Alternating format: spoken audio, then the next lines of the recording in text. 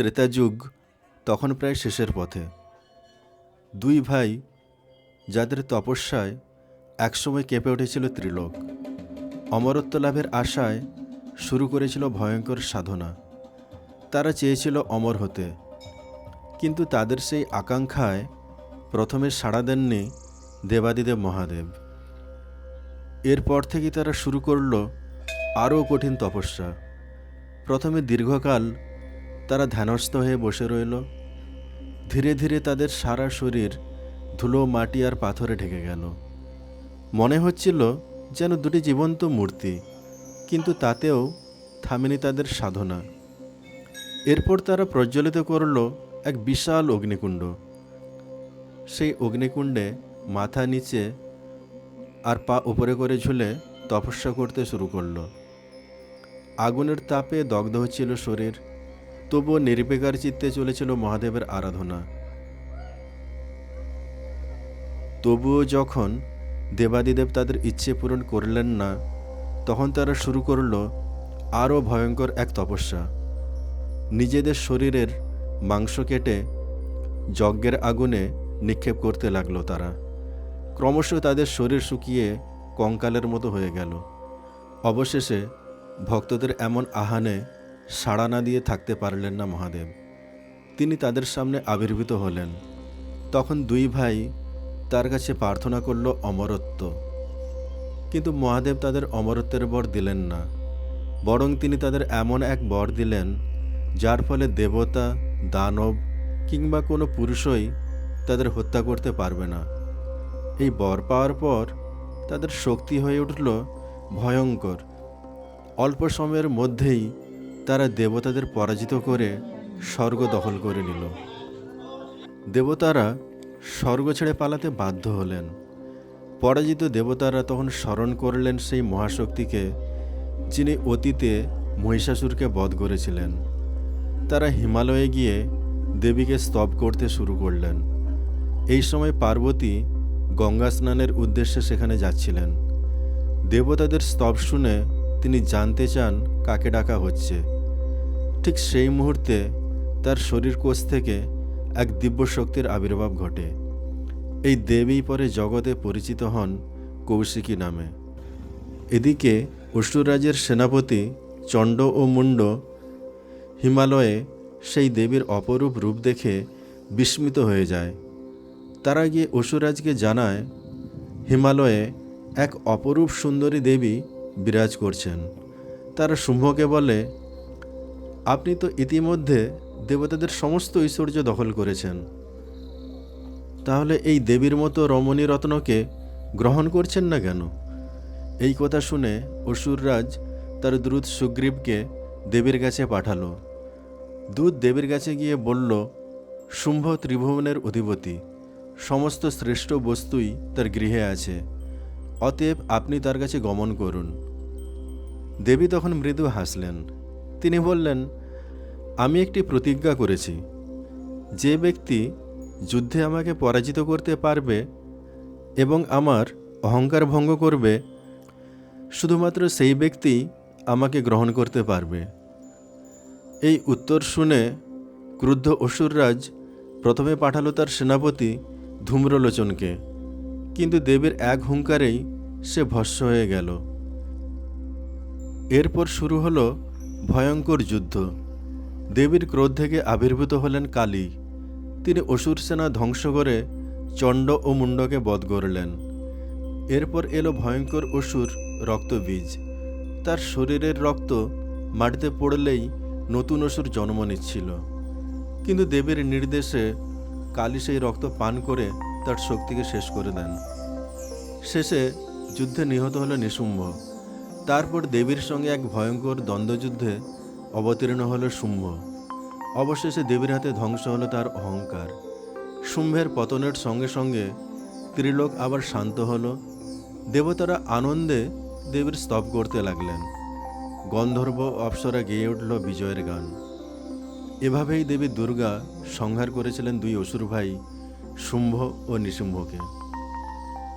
কুমায়ুন অঞ্চলের লোককথা অনুযায়ী এই যুদ্ধের এক পর্ব হিমালয়ের এই অঞ্চলে সংঘটিত হয়েছিল।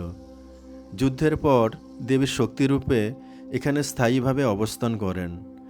সেই থেকে দেবীর পূজা শুরু হয় এবং পরে প্রতিষ্ঠিত হয় কোটাগাড়ি দেবী টেম্পল। স্থানীয়রা দেবীকে কোটাগাড়ি মাতা বা কোকিলা মাতা নামে ডাকেন। কুমায়ুন অঞ্চলে দেবীকে শুধু শক্তির দেবী নয়, ন্যায় বিচারের দেবী হিসেবেও মানা হয়। মানুষ বিশ্বাস করে অন্যায় হলে দেবীর কাছে প্রার্থনা করলে বিচার হয়, অপরাধী শাস্তি পায়। এই কারণে মন্দিরটি অনেক সময় ডিভাইন কোর্ট নামেও পরিচিত। অন্যায় ও অত্যাচারের শিকার মানুষেরা ন্যায় পাওয়ার জন্য আদালতের দেওয়া রায় স্ট্যাম্প পেপারে লিখে এনে এখানে জমা দেন এবং দেবীর কাছে ন্যায় বিচারের প্রার্থনা করেন। মানুষের বিশ্বাস এখানে 5 প্রজন্ম আগে দেওয়া অন্যায়পূর্ণ রায়েরও বিচার হয় এবং মানুষ ন্যায় পায়। সন্তানহীন মহিলারা চৈত্র এবং আশ্বিন মাসের নবরাত্রির সময় হাতে জ্বলন্ত প্রদীপ নিয়ে সারা রাত জাগরণ করে সন্তান লাভের মানত করেন। বিশ্বাস করা হয় যে এর ফলে তাদের মনোবাসনা পূরণ হয়।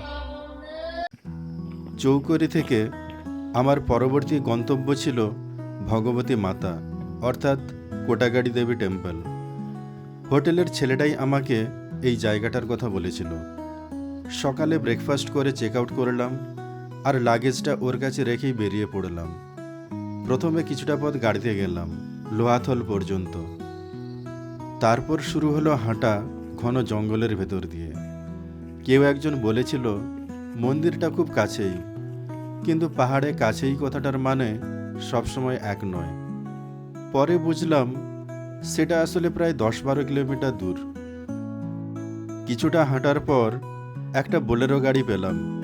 গাড়ির ছাদে উঠে বসে পড়লাম। পাহাড়ি রাস্তা, চারপাশে জঙ্গল, ঠান্ডা হাওয়া মুখে লাগছে। গাড়ির ছাদে বসে অসাধারণ দৃশ্যগুলো দেখতে দেখতে এগিয়ে যাচ্ছিলাম। মনে হচ্ছিল যাত্রাটাই যেন আসল গন্তব্য। মন্দিরের গেটের কাছে পৌঁছে ইচ্ছে করেই নেমে গেলাম। এখনও প্রায় 2 কিলোমিটার বাকি। সময় ছিল হাতে আর রাস্তাটা এত সুন্দর, গাড়িতে বসে যেতে মন চাইছিল না। হাঁটতে হাঁটতে চারপাশটা আরও কাছ থেকে অনুভব করতে ইচ্ছে করছিল। অবশেষে পৌঁছে গেলাম মন্দিরে। শান্ত নির্জন একটা জায়গা, চারপাশে শুধু পাহাড় আর নীরবতা।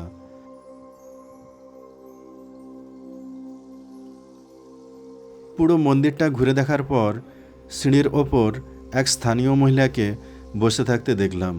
তিনি নিজেই আমাকে ডাকলেন। আমি গিয়ে ওনার পাশে বসলাম। তারপর তিনি ধীরে ধীরে এই মন্দিরের গল্প বলতে শুরু করলেন। চলুন স্থানীয়দের কাছ থেকে শুনে নেওয়া যাক এই মন্দিরের কিছু অজানা কথা। और किसी की चोरी हो, चकारी हो, टूट पीट हो, इस माँ को बोलो और इसके गाने नीचे बनारी बोल देवता।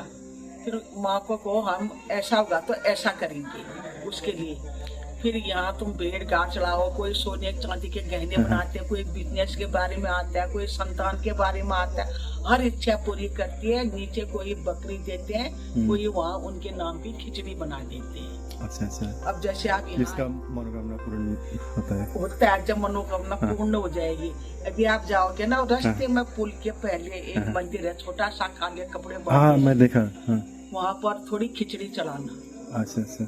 3 मुट्ठी से हो जाता है, दुकान में से ले जाना। करना बनारी गोल देवता, 3 मुट्ठी चावल, वो खिचड़ी और बनारी गोल देवता के लिए चावल, पाव भर चावल। अच्छा अच्छा। और एक काला कपड़ा, एक सफेद कपड़ा वहाँ पर चढ़ाना और दीपक जला देना। कहना मेरी कामना पूरी हो जाएगी, मैं फिर आऊंगा, फिर आपके यहाँ पर खिचड़ी बनाऊंगा।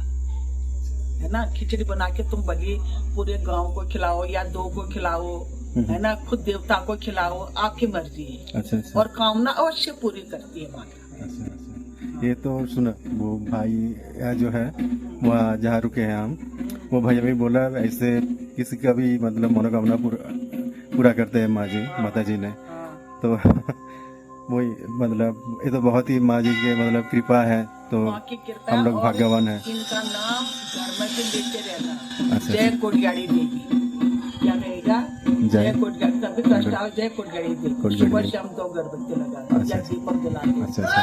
माँ पीछे खड़ी होती है। अच्छा।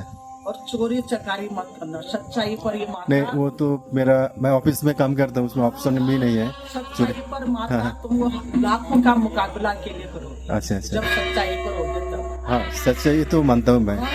सच्चाई का मतलब लड़ाई कठिन होता है लेकिन जीत उसी का होता है। जीत उसी की होती है, पर ये सच्चाई की ही माँ है, अच्छा अच्छा। न्याय की देवी है। नहीं कि नहीं। हाँ, न्याय की कोई कमी नहीं। अच्छा अच्छा। जब तेरी मनोकामना पूरी हो जाएगी फिर मैं तेरे से कुछ मांगूंगी, मेरे को भी दे देना। अवश्य बिल्कुल। होगी कामना पूरी। बिल्कुल। तो सच्चे भाव का है, इतनी दूर से आया, माता ने बुला रखा है तेरे। हाँ हाँ हर कोई नहीं आ सकता है इधर। हाँ वही तो। इससे पहले मैं देहरादून में 2 साल रुका, तो यहाँ से वो थल सिरागढ़ होके मैं मुनसरी गया, तो यहाँ तो पता ही नहीं था मैं ऐसे। तो इस बार मैं चौकोरी में रुका तो पता चल गया। अब तो यहाँ माता जी के मंदिर है। माता ने पता करवा करवा के अपने स्थान पर बुलाया। हाँ। अंदर से आपकी आत्मा परेशान है, अच्छा अच्छा। है ना, वो माँ सब समझती है, इसलिए माँ ने कहा आ तो इधर तेरा यहाँ से अच्छा अच्छा। जय जय जय गुरु। बहुत बहुत